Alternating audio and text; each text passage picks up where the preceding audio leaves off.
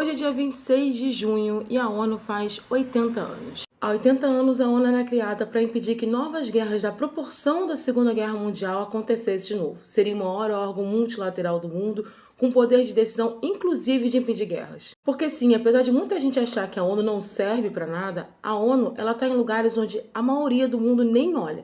Ela está na crise do Congo, ela está no Haiti, ela está em vários lugares do Sudão, ela está em vários lugares do mundo onde muita gente nem sequer presta atenção porque são conflitos ou situações humanitárias que não aparecem na mídia. Do mesmo jeito que a ONU tem sim poder de intervenção militar dentro de um país através de alguns artigos que se referem ao Conselho de Segurança. Mas a verdade é que os últimos 2 anos tem fragilizado muito a ONU, principalmente porque a ONU não tem conseguido impedir o genocídio em Gaza. E não que ela não tenha tentado, tá? Porque para quem acompanha a ONU dia a dia, acompanha o Conselho de Segurança, sabe a quantidade de resoluções que foram pautadas, sabe a quantidade de vezes que os embaixadores se reuniram. Mas a verdade é que quando uma crise ocorre com um dos países que tem poder de veto no Conselho de Segurança, o Conselho de Segurança fica completamente engessado. Então deixa eu explicar como surge o Conselho de Segurança. O Conselho de Segurança surge junto com a ONU. Mas quando a ONU surgiu, ela tinha mais ou menos 55 países e o Conselho de Segurança tinha cadeiras fixas de 5 países. Esses 5 países eram países que foram vencedores da Segunda Guerra Mundial.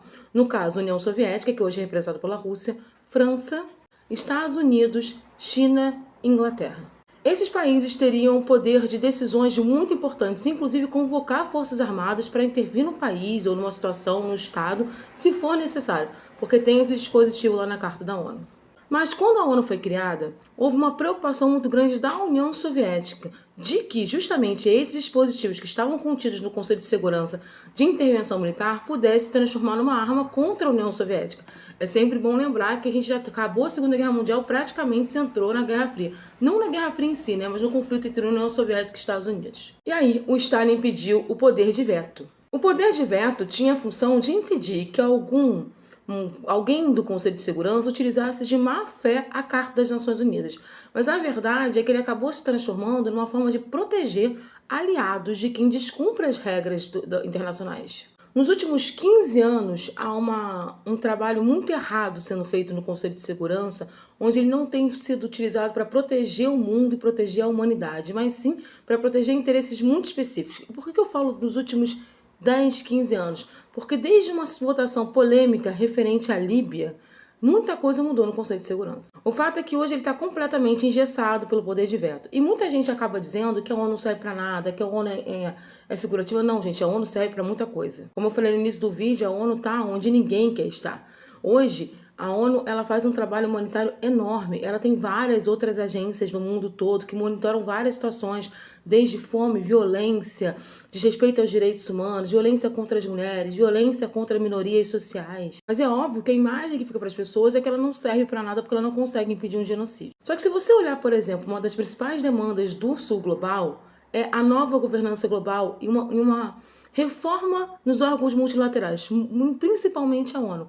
Em momento algum você vai ver China, Brasil, até a Rússia defendendo o fim da ONU. Eles defendem que a ONU continue existindo, porque a ONU é importante, ela é o maior órgão do mundo multilateral de debate, mas que ela tem uma reforma interna muito grande, e essa reforma seria dentro do Conselho de Segurança. A primeira coisa que se pleiteia é um aumento das cadeiras do Conselho de Segurança, ou seja, o Conselho de Segurança está datado ainda, ele tem poucas cadeiras para a quantidade de representatividade que se tem no mundo. Você precisa de cadeiras para a América Latina, você precisa de mais uma cadeira para a Ásia, você precisa de cadeira para a África. Ou seja, outros atores internacionais que foram surgindo ali no decorrer dos anos que foram passando precisam ter representatividade na ONU.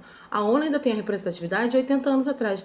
Ela precisa renovar isso. Além disso, que para mim a parte mais importante, é necessário acabar o poder de veto. O poder de veto ele não tem mais a função que tinha quando foi criado. Não existe mais a União Soviética. Ao contrário, o poder de veto hoje atrapalha resoluções de situações como de Gaza. Quando começou o conflito em Gaza, em 2023, o Brasil era presidente do Conselho de Segurança, porque o Brasil não é fixo, mas ele pertence ao rotativo. E o Brasil apresentou uma resolução excelente de cessar-fogo, onde teve a maioria dos votos do Conselho de Segurança. E ele só não passou porque os Estados Unidos vetou.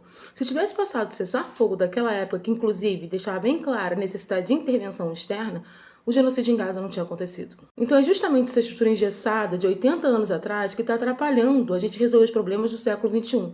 Mas não é porque a estrutura está engessada que a estrutura deve deixar de existir. Inclusive, sabe qual é a principal demanda da extrema-direita internacional? O fim da ONU e de todos os órgãos multilaterais, porque eles não querem mais que ninguém diga o que eles podem fazer. Observar como o Trump se comporta ultimamente, ele se comporta literalmente como o xerife do mundo. Então, uma das grandes discussões dentro do Sul Global e dentro do BRICS também, porque isso é uma discussão pautada pela China e pelo Brasil, é a nova governança global e uma reforma profunda dos órgãos multilaterais que já existem no mundo. A ONU não tem que acabar, ela tem que ser reformada. Por que ela não tem que acabar? Porque ela é necessária ainda no mundo caótico que a gente vive. Mas ela precisa ser reformada, não na Carta da ONU, mas na sua estrutura em si. Porque a Carta da ONU diz exatamente o que pode e o que não pode fazer e dá permissão para o Conselho de Segurança pedir Forças Armadas em caso de necessidade de intervenção. E isso tem que ser colocado em prática, mas só vai ser colocado em prática quando tiver mudanças profundas no Conselho de Segurança, como acabar com o poder de veto e aumentar as cadeiras de membros fixos, com mais membros do Sul Global. Nesses 80 anos de ONU, cabe a reflexão de uma reforma profunda da ONU, mas uma reforma da ONU não significa o fim da ONU, muito pelo contrário, porque nunca foi tão necessário um órgão multilateral de diálogo e de intervenção no mundo como agora.